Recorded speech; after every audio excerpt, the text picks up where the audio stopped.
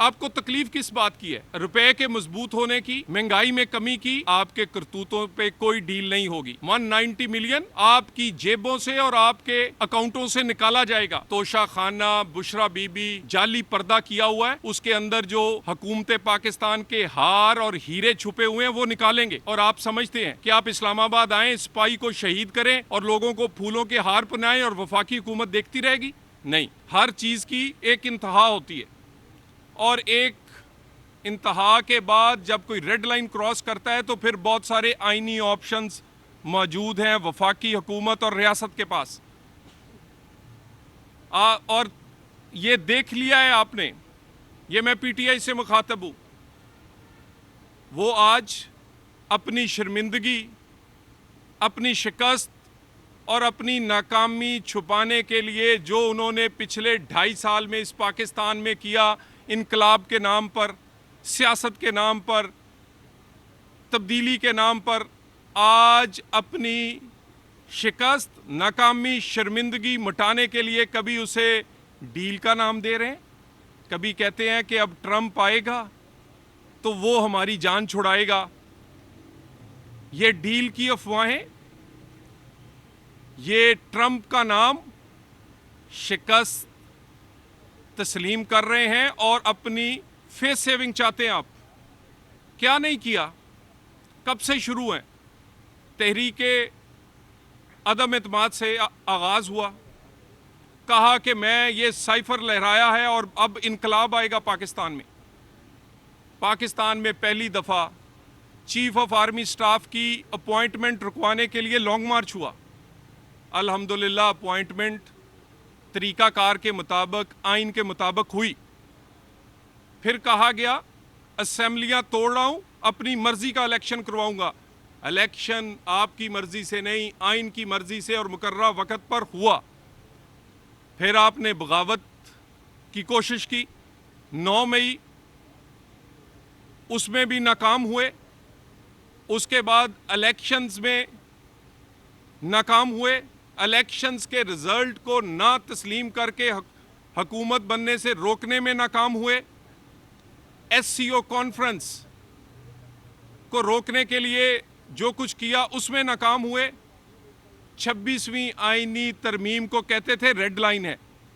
26वीं आईनी तरमीम भी हुई और कहते थे फलां चीफ जस्टिस नहीं होगा तो ये मुल्क नहीं चलने देंगे। और अगले दिन जब आइन के तहत बनाए गए चीफ जस्टिस साहब का हलफ था तो वज़ीर आला केपी के अभी कुर्सियां नहीं लगी थी ऐवान सदर में, 1.25 घंटा पहले आकर उधर इंतज़ार कर रहे थे। ये आपका करैक्टर है। लोगों को आप कहते कुछ हैं, करते कुछ हैं। इतनी नाकामियों के बाद अब जब आपके अंदर लाहौरी ग्रुप कुछ कह रहा है, केपी के ग्रुप कुछ कह रहा है, बीवी कुछ कह रही है, बहन कुछ कह रही है। बहन चाहती है मेरा कब्जा हो, बीवी चाहती है मेरा कब्जा रहना चाहिए क्योंकि फिर कहीं बारी आ जाए तो तोशा खाना खाने में मज़ा ही बड़ा है। और बहन कहती है भी हमारा भी हिस्सा है। लाहौरी ग्रुप कहता है नहीं हमारी चलेगी। केपी के ग्रुप कहता है नहीं भाई, असेंबली में हम हैं, हुकूमत हमारी है, हमारी चलेगी। अपनी टूट फूट को, अपनी इस सूरत हाल को छुपाने के लिए कभी कहते हैं डील हो गई, कभी कहते हैं ढील हमें मिल गई, और तो और बेशर्मी की इंतहा है। जिन लोगों ने गाड़ियों के पीछे लगाया हुआ था अमेरिका का नाम लिखकर कि हम कोई गुलाम तो नहीं, और अब अपने मुंह से बार बार कहते हैं ट्रंप जीतेगा तो वो हमें निकालेगा, और अब गाड़ियों पे लिखवा लें अमेरिका ट्रंप की तस्वीर लगा लें और नीचे लिख लें कि हम ही आपके गुलाम हैं। लॉबिंग करते हैं पाकिस्तान के खिलाफ, वहाँ से लॉबिंग करके लोगों के इलेक्शन फंड्स में पैसे देके वहाँ के कांग्रेसमैन से खत लिखवा के पाकिस्तान के खिलाफ तहरीकें चलाते हैं। कभी आईएमएफ को खत लिखते हैं, और जब सब कुछ नाकाम हुआ तो अब कहते हैं हमें अमेरिका, जिसको कहते थे कि इसने हुकूमत गिराई है, अब कहते हैं वो बचाएगा।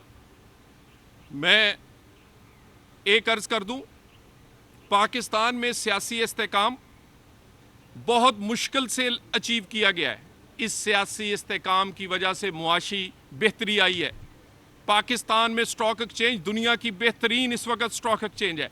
पाकिस्तान में रुपया तकड़ा और डॉलर कमज़ोर हुआ है।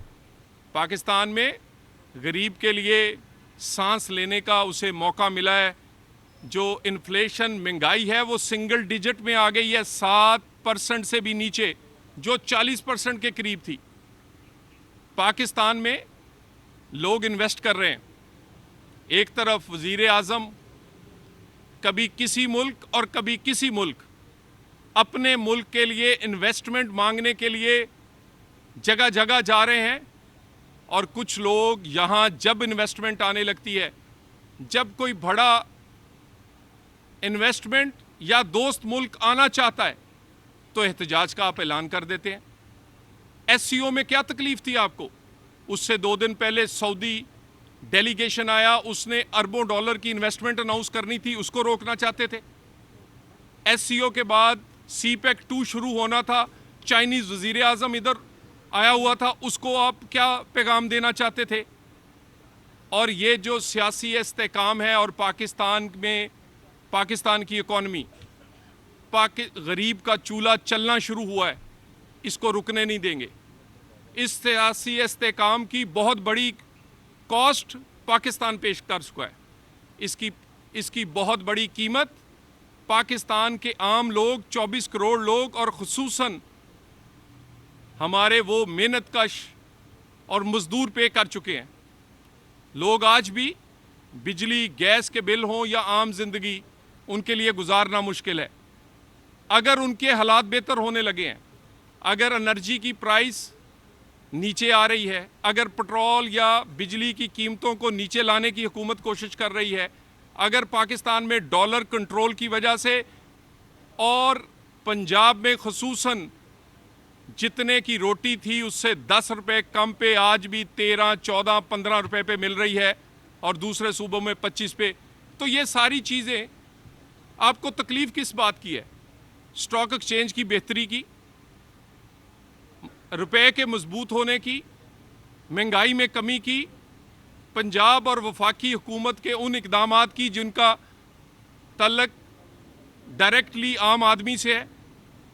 तहरीक आप चलाने में नाकाम रहे हैं, इनकलाब लाने में नाकाम रहे हैं, हुकूमत और रियासत को ब्लैकमेल करने में नाकाम रहे हैं, और अब अपने ज़ख्म चाटने और शिकस्त और अपनी नाकामी छुपाने के लिए इसको ढील का नाम ना दें।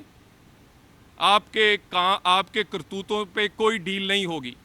9 मई पे कोई कॉम्प्रोमाइज़ नहीं होगा। 190 मिलियन आपकी जेबों से और आपके अकाउंटों से निकाला जाएगा। तोशा खाना, बुशरा बीबी, आपके वो जो एक जाली पर्दा किया हुआ है उसके अंदर जो हुकूमत पाकिस्तान के हार और हीरे छुपे हुए हैं वो निकालेंगे इन चीज़ों पे। और आप समझते हैं कि आप इस्लामाबाद आएँ, सिपाही को शहीद करें और लोगों को फूलों के हार पहनाएं और वफाकी हुकूमत देखती रहेगी? नहीं, सियासी इस्तेकाम को मज़ीद मजबूत करेंगे। 26वीं तरमीम हुई है, 126वीं भी करनी पड़ी तो पाकिस्तान के लोगों के लिए, गरीब का चूल्हा चलाने के लिए, इकॉनमी चलाने के लिए, पाकिस्तान में कानून की अमलदारी के लिए करेंगे। Thank you very much.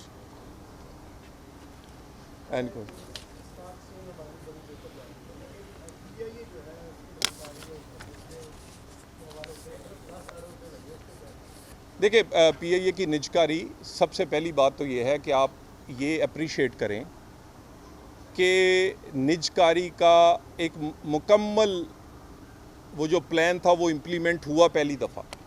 पहले तो कभी बोली तक नोयत ही नहीं आती थी। दूसरी बात, आपके कैमरों के सामने हुआ, आपने उसे एक उसकी जो प्लान में स्टेप था उसे आप देखते रहे।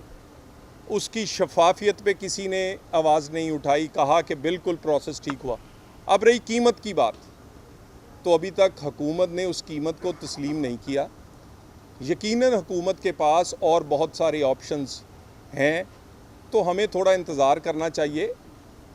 ये जो निजकारी है होनी चाहिए, निजकारी होगी, लेकिन इसमें साफ और शफाफ, और इसमें जितने अदारों की भी होगी उनके जो एम्प्लॉइज़ हैं उनके जो राइट्स हैं वो अदारों की कीमत वो लगेगी जो उसकी बनती है।